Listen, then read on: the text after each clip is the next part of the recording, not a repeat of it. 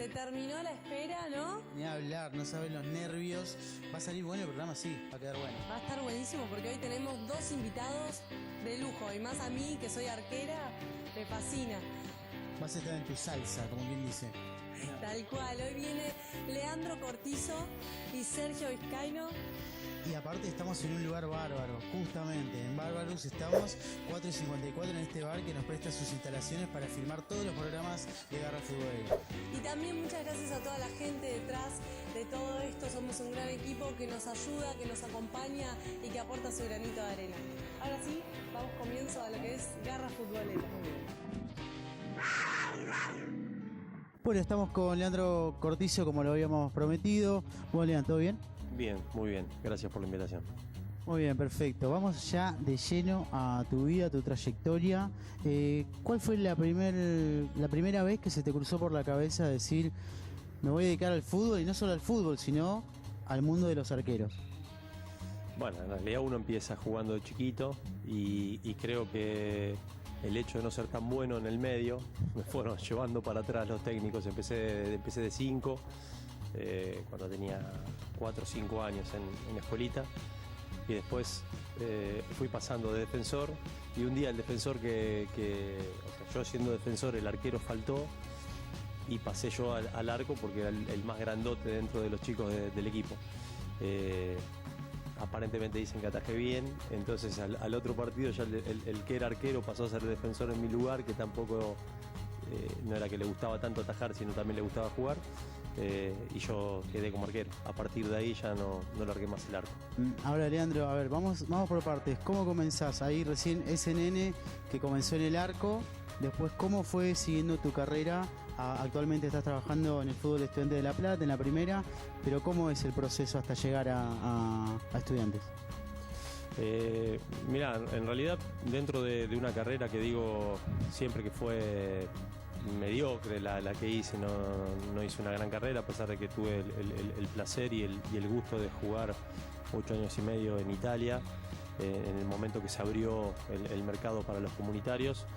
Y lo hice en equipos del ascenso, en equipos interesantes, y sobre todo lo que me permitió fue conocer una metodología, una forma de entrenamiento que hasta ese momento, cuando yo me había ido de Argentina, no había vivido. Existían muy pocos, quizás los entrenadores de arquero no existían, sino que eran los ayudantes de campo, aquellos que se encargaban de pelotear al arquero en algún momento. Y allá me encontré con una realidad totalmente distinta, con una escuela que venía de hacía más de 20 años, con entrenadores específicos, no solamente en Italia, sino en otros lugares de Europa, y principalmente en Italia con una escuela muy marcada de metodológica.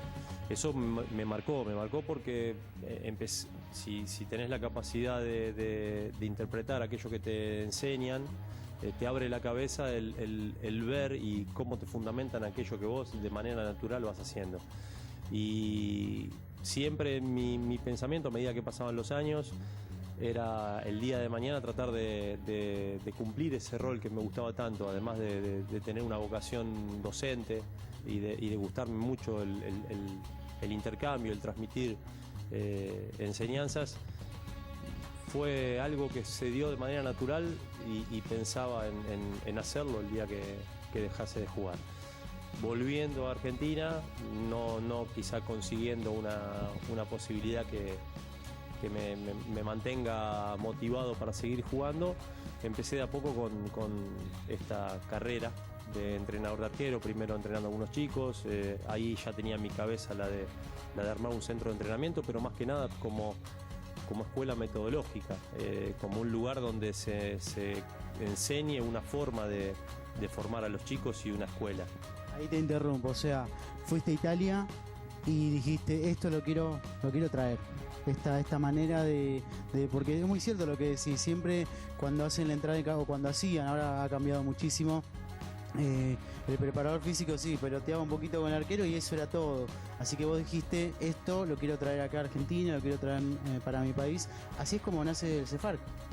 Así nace el CEFARC, sí. En realidad, cuando vuelvo a Argentina ya se encontraban algunos entrenadores de arqueros buscando ese camino. Cada uno a su manera, con matices similares o distintos, pero buscando ese camino de que era un rol que era necesario, que aparece de manera natural porque es necesario.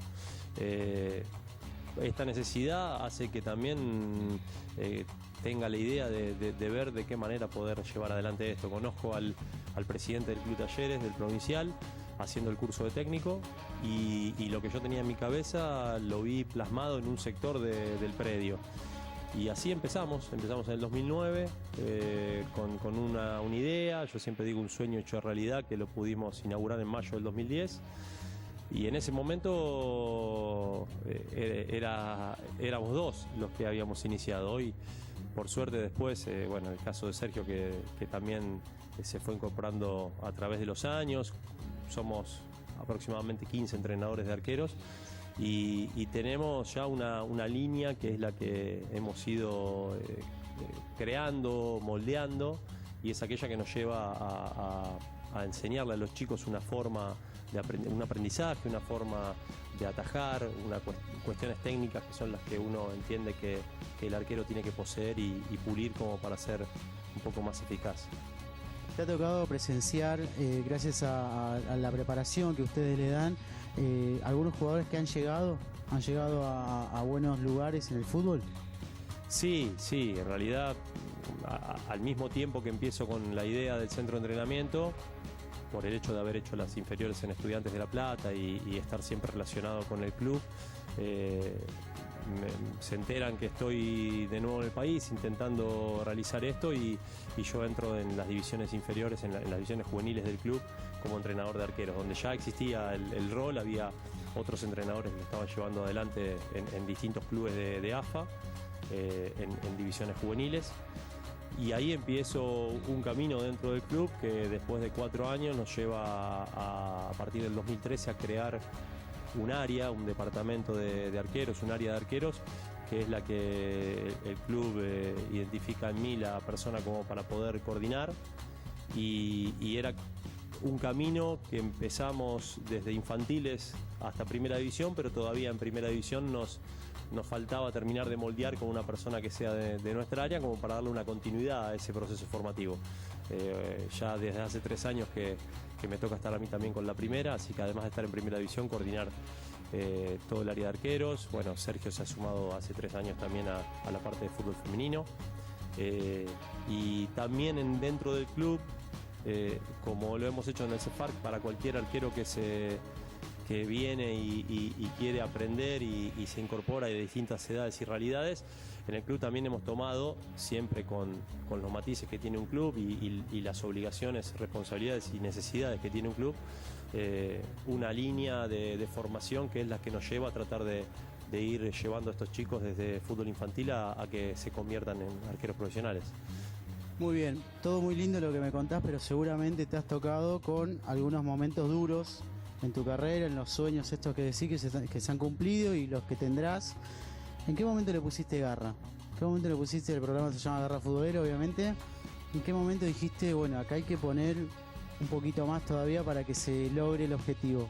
En realidad muchos, porque son muchos más los momentos difíciles que los momentos lindos. O sea, lo que pasa es que los momentos lindos en el fútbol te llenan y te invaden y son increíbles, pero sí, también me viene enseguida cuando me preguntás en mente un momento después del primer año que estoy en Italia. Me lleva a la Ancona, en ese momento estaba en la C1, subimos a la Serie B, yo participando del plantel porque el arquero titular era el Marcos Torari, que después fue un gran arquero de muy buen nivel, fue arquero de la Juventus, del Milan, del Cagliari, el cual yo iba al banco. Y después de la Ancona, por algunas cuestiones y malas decisiones y quizá a veces malos manejos y malas decisiones principalmente, me quedo algunos meses sin club, porque elijo un club, el club quiebra, entonces estaba cerca de la zona de San Remo, el club donde había ido, que había quebrado, que había sucedido un poco de todo, para hacerlo corto, Y bueno, yo estaba parando porque la persona que me había llevado en ese momento a este equipo tenía un socio que tenía una especie de villaggio turístico en la montaña. Claro, en fines del verano era hermoso, pero cuando empezó el invierno y me quedé yo solo en un bungalow de 11 kilómetros, no tenía una persona, era algo tristísimo. Y ahí fueron 2 meses y medio donde me entrenaba. Me acuerdo estando solo, porque en ese momento mi mujer, que todavía era mi novia, estaba acá en Argentina esperando que yo termine de resolver lo que tenía que resolver con un club. Te corto como para graficar. Solo, sin club, lejos de tu novia también, y en invierno frío, el lugar hermoso, estaba feo, terrible. No, el lugar era hermoso, pero en invierno era tristísimo. Y yo me entrenaba con un equipo amateur de la zona que se entrenaba a las 6 de la tarde, como se entrena cualquier equipo amateur. Entonces me pasaba todo el día, tenía a 800 metros la administración del lugar, más o menos, donde iba a la mañana el administrador con el que hablaba 2 palabras, y a veces la persona de la limpieza. Y yo me entrenaba 3 veces por día solo. Iba a algún gimnasio que había ahí, salía a correr, o sea. Y hubo momentos, esto no quiero generar nada, pero hubo momentos donde yo me miraba en la montaña, por una montaña, y miraba la montaña para abajo y decía, no está tan alto. Pero, y en un momento se me pinchaban un montón de cosas que eran increíbles para contarles, para estar un día, y me apareció un gatito negro a mí siempre adelante del búngalo donde yo estaba. Entonces yo me enojaba con el gato negro, me decía, bueno, me dejás encontrar un club. Hasta que un día lo llamé, porque tanto que lo echaba, lo corría, el gato me pasaba, me miraba lejos. Me le acerqué y uno me dijo, no, vos tenés que acariciarle 3 veces el lomo. Bueno, está bien. Digo, bueno, entonces le acaricié 3 veces la espalda y a los 2 días me llaman de un equipo que se terminó firmando. Entonces, bueno, queda como anécdota, porque siempre cuando hablo de la montaña y del gato negro, es algo, hoy es cómico, en ese momento pasás por un montón de sub y bajas emocionales que son difíciles. Bueno, Leandro, es inevitable esta preguntarte acerca de tu segunda casa de Estudiantes de La Plata. Bueno, como vos decís, la segunda casa, el club donde yo me formé deportivamente, me formé como persona también, haciendo las divisiones juveniles, desde fútbol infantil ahí. Después, bueno, uno empieza a tomar un camino, como te decía, de otros lados en función del nivel. A veces puede estar a la altura de lo que es la primera del club o no.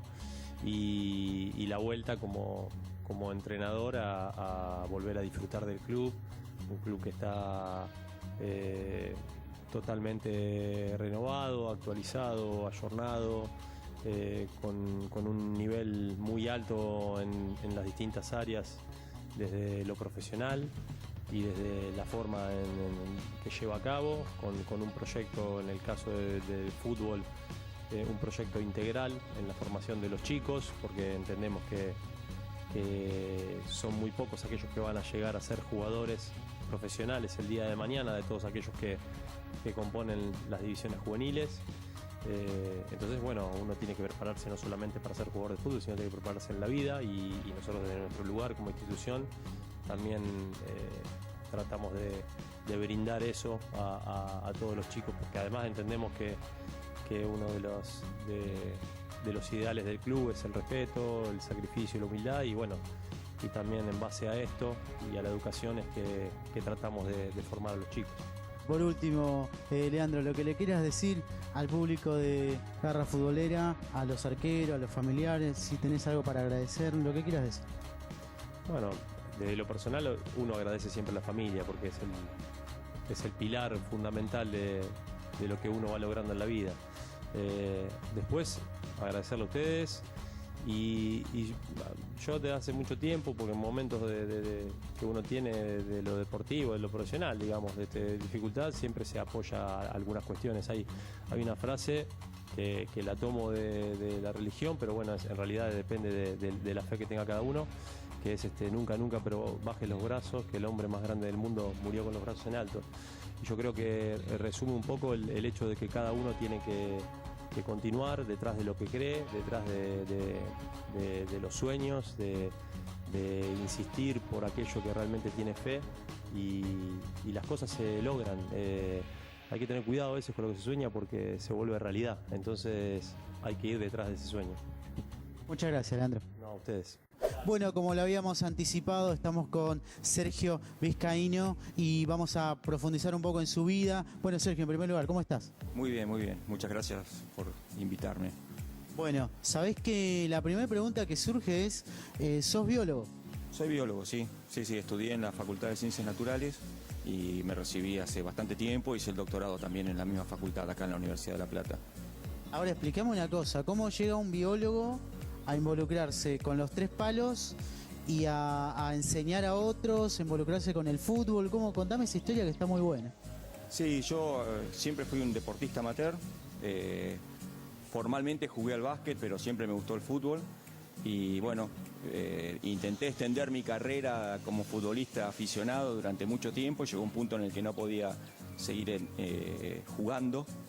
Y bueno, alguien me invitó a atajar y entonces me fue más o menos bien. Entonces decidí acercarme al CEFARC y ahí lo conocí a Leandro Cortizo y empezamos a entrenar.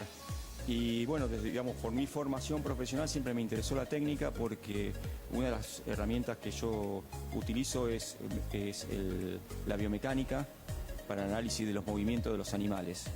Y juntando las dos cosas, el gusto por la biología y el gusto por el deporte, la intersección es la técnica justamente.